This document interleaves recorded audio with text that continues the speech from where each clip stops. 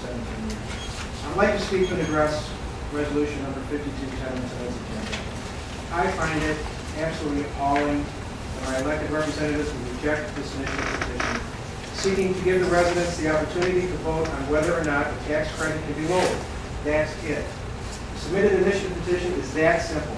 If the people are ready to vote, there's no mention of a tax increase, no mention of a tax levy, no mention of adjusting, changing, or amending the tax credit, just a consideration of the procedure by which the tax credit may be changed.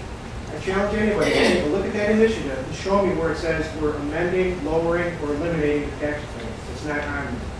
You have a duty to uphold the charter. That's correct. And the charter was written by and approved by residents through an election process, not legislated by council, not administered by the mayor. The charter was put in place by the residents for a variety of reasons, one of which is this very reason, to protect our rights as citizens when we see our elected officials failing. Article 8, Section 1 of our charter states in part that the electors shall have the power to propose any ordinance or resolution, except an ordinance appropriating money or authorizing the levy of taxes, and to adopt and reject the same at the polls, such power being known as the initiative. Earlier this year, after 3 meetings, 2 of which were special, 1 of which was at 9 in the morning, Council quickly adopted Ordinance 1910, eliminating the tax credit in its entirety. Coincidentally, that special meeting passing that ordinance happened to be the night before the election, where the city asked for and the residents voted for a road levy. As evidenced by the many that attended council meetings following, residents felt duped, betrayed, and angered at such antics. Referendum petitions were circulated with enough signatures only to have them rejected and deemed inappropriate by the law director based on his application of a prior legal opinion, a clear attempt by this administration and council to quiet the public and deny us our due process. Out of that law director opinion, the initiative was proposed. Not a referendum, but an initiative as outlined in the charter. Signatures were gathered and petitions submitted to the clerk. And in the meantime, council did rescind ordinance number 1910, rendering those referendum petitions moot. And in an apparent repeat of rushed legislation, this item just happened to be added yesterday afternoon. Here we go again.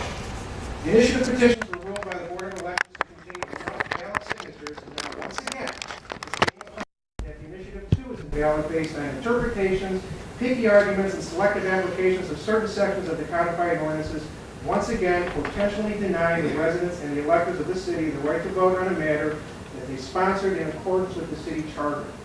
I'd also like to know why and when the city decided to hire outside legal counsel instead of relying on its own law director for advice, and at what cost. This is now twice, and as many times that the city would have the residents quieted on the tax credit issue. Hundreds of signatures were gathered, and I bet you hundreds more could have been gathered. Regardless, it wouldn't have mattered. We decided that it's in our best interest not to have a say in this matter, and that we should trust you. I implore you to do the right thing, uphold the charter, and allow the residents their due process. It's absolutely, in my opinion, unbelievable the amount of time, energy, and tax dollars you people spend fighting the rights and the wishes of the residents. Place the initiative on the ballot and instead trust the people. Thank you. And I think I've been a resident for about 20 years. Yesterday afternoon, I received an email from Keith Benjamin stating the agenda was going to be changed, to include resolution 5210. I find it very hard to believe that Sunday afternoon a decision was made to include this resolution. I think it's the same sneaky tactic that the administration used a couple months ago when we tried to increase our taxes by rolling back the tax credit. Having said that, I think this initiative is that much more important to keep the administration from tricking City Council again and not allowing the council to do their own analysis on this issue and future issues relating to tax increases. Here are the timelines of events, because I was the one that turned the initiative into the city. On June 24th, I handed over the signed petitions to the city and received a receipt. It wasn't until July 9th that the city handed the petitions over to the counties for signature verification. That's a 15-day delay right there. July 15th, the city picked up the petitions from the county. That's understandable because that's the county's delay there. July 25th, the city decides to offer the first reading to City Council over 30 days after the completed initiative. So for City Council, it's the first time you're hearing this, but the initiative was out there over a month. I'd like to offer some questions I hope you consider before voting. And Tony stole some of my thunder, but have you heard the timeline of events? When was Walter and Habersfield hired by the city?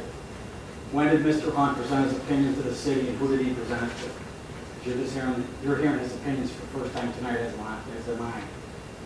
Why did the city not have the professional courtesy to allow the Citizens for an Accountable Government's attorney, Mr. Brad Bryan, to present his opinion to the city council? You're only hearing one legal side of the opinion.